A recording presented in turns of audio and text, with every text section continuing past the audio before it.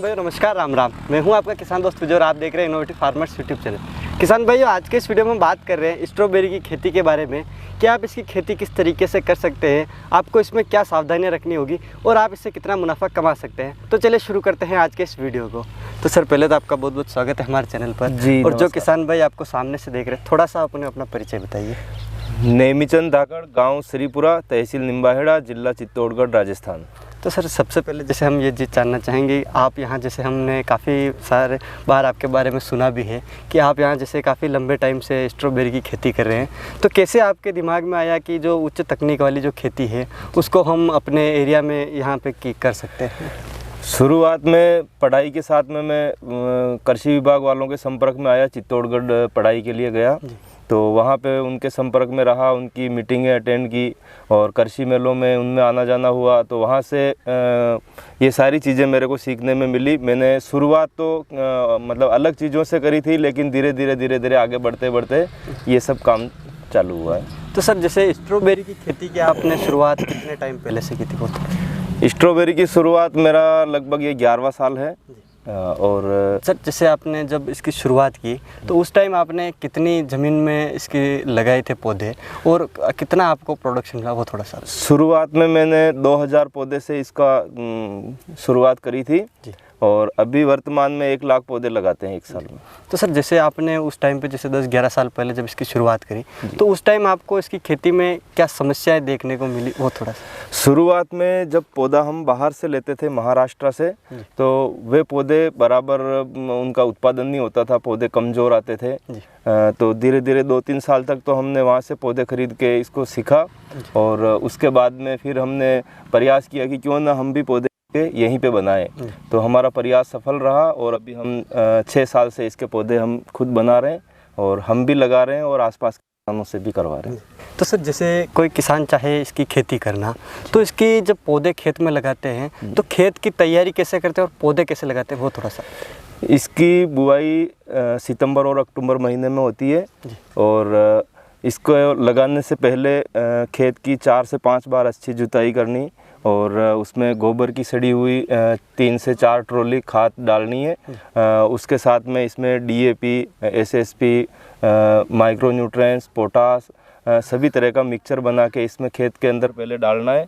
उसके बाद में फिर रोटावेटर चला के इसकी जैसे अभी हमने ये बेड बना रखी है, इस तरीके की बेड बनानी है। और बेड बनाने के बाद में अगर हम एक बेड पे 3 लाइन लगाते हैं तो इसमें 1 ड्रिप का रिटेलर लगता है और अगर हम 2 लगाते हैं तो 1 ही लगेगा। 3 लाइन में 2 ड्रिप लगेगी। तो अभी हमारा ये वाला प्लॉट 2 लाइन वाला है और ये इधर वाला 3 लाइन वाला है। तो दोनों तरीके से किसान भाई कर सकते हैं।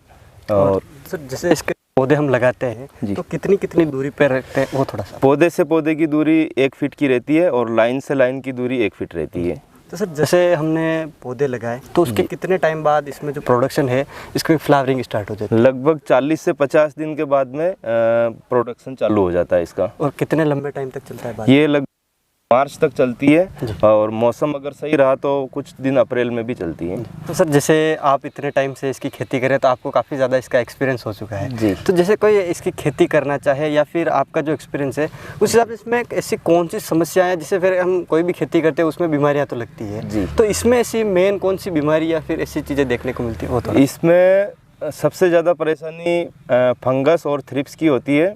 जब इसमें सर्दी की सीज़न में जब बार बार बारिश होती है तो उस टाइम में इसमें सबसे ज़्यादा प्रॉब्लम आती है। और इस बार हमारी फसल में सबसे यही प्रॉब्लम आ रही है कि अभी बेमौसम बारिश हो रही है तो इससे इसमें फंगस बहुत ज़्यादा पकड़ रहा है पौधा। तो सर उसका नियंत्रण आप किस तरीके से? इसके नियंत्रण के लिए हम बायो में भी स्प्रे करते हैं और इसमें फंगीसाइड आते हैं बहुत तरह के, जैसे रेडोमिल है, COC है, इस तरह के हम समय समय पे इनका स्प्रे करते हैं। तो अगर कोई किसान 1 एकड़ में इसकी खेती करना चाहे लगभग तो उसमें शुरू से लेकर लास्ट तक कितना खर्चा आता है एवरेज? 1 एकड़ में लगभग 3 से 3.5 लाख रुपए का खर्चा आता है, जिसमें plant, medicine, mulching, drip irrigation सारा सिस्टम उसमें हो जाता है। तो सर जैसे इसमें जब इसकी जो हम हार्वेस्टिंग करते हैं तो उस टाइम इसमें लेबर लगभग कितनी चाहिए होगी? लेबर तो ज़्यादा नहीं लगती है तुड़ाई और पैकिंग में। जैसे 1 एकड़ में 3-4 आदमी तुड़ाई करके पैकिंग का काम कर लेते हैं। तो सर जैसे कि हम एवरेज कोई भी देखते हैं कि हमारी जो नॉर्मल जो भी फसलें हैं, जैसे गेहूं वगैरह हो गया, सोयाबीन वगैरह हो गया, तो इनमें किसानों की सबसे बड़ी समस्या होती है कि मार्केटिंग की। जी। अन्य भी जैसे कोई सब्जियों वगैरह में भी देखें तो किसान जैसे मंडी में अपना प्रोडक्शन लेके जाता है तो उसकी रेट काफ़ी कम हो जाती है, या फिर कई बार किसानों को सामने जैसे हम लहसुन में देखें तो उन्हें कई बार अपनी फसल को फेंकना भी पड़ता है जी। तो इसकी मार्केटिंग की कितनी डिमांड रहती है वो थोड़ा सा? इसकी मार्केट में बहुत अच्छी डिमांड है। मतलब इसमें जो उत्पादन होता है ना, उस हिसाब से अगर अपन रेट के हिसाब से देखें तो अपने को अच्छा मुनाफा मिल जाता है इसमें। जैसे अदर क्रॉप में अपने को अगर सारा खर्चा और लेबर सब मेडिसिन निकाल के अगर देखते हैं तो उसमें कुछ भी नहीं बचता है। तो इसमें अपने लगभग अगर अपन सारा खर्चा निकालने के बाद में अगर देखें तो लगभग 2 से 3 लाख रुपए अपने को शुद्ध बच जाते हैं। पर एकड़ के हिसाब से नहीं, पर एकड़ के हिसाब से तो लगभग 5 लाख तक बच जाते हैं, 5 से 6 लाख तक।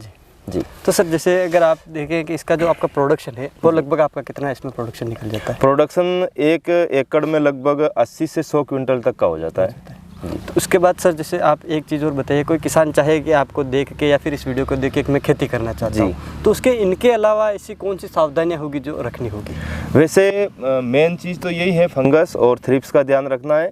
बाकी इसमें न्यूट्रिशन बराबर समय समय पे देना है, क्योंकि ये फल जैसे डेली चलता है तो इसमें थोड़ी NPK है, न्यूट्रिशन वगैरह इनकी ज़्यादा आवश्यकता होती है, तो इनका समय समय पे थोड़ा ध्यान रखना है। तो सर जैसे आपने एक चीज़ बताई कि आप खुद तो इसके पौधे प्लांट तैयार करते हैं खुद के लिए, आप दूसरे किसान भाइयों को भी इसके प्लांट देते हैं जी। अगर कोई किसान आपसे चाहे पौधे लेना या फिर ऐसा कुछ आपसे जानकारी लेना चाहे जी, तो आप थोड़ा सा अपनी डिटेल बताइए।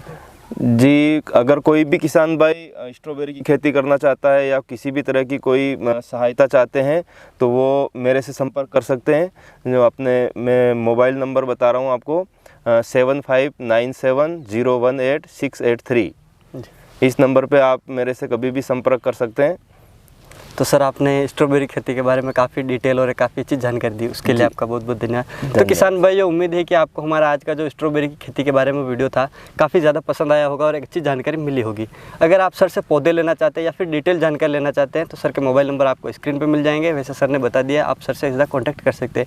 एक बात मैं निवेदन करना चाहूँगा कि आप जब भी सर को कॉल करें तो सुबह के दिन में कॉल करें, यानी कि सुबह लगभग 9 बजे से शाम को 5 बजे तक कॉल करें, ताकि आपको जो पूरी जानकारी है वो डिटेल से मिल सके। कई बार ऐसा होता है किसान भाई हम देखते हैं कि रात के टाइम पे कॉल कर देते हैं, किसान दिन में थका हुआ है और फिर रात के टाइम पे कॉल करते हैं, वो थोड़ी समस्या हमें कई बार काफ़ी किसानों से सुनने को मिली है। तो इस चीज़ का आप थोड़ा सा ध्यान रखें। अगर ये वीडियो आपको पसंद आया हो तो इस वीडियो को लाइक करें, साथ ही दूसरे किसान भाई तक इस वीडियो को शेयर जरूर करें। साथ ही इस वीडियो के बारे में आपकी क्या राय है वो आप हमें कमेंट बॉक्स में कमेंट करके ज़रूर बताएं। मिलेंगे इसी प्रकार की एक और इंटरेस्टिंग जानकारी के साथ अगले वीडियो में, तब तक के लिए धन्यवाद।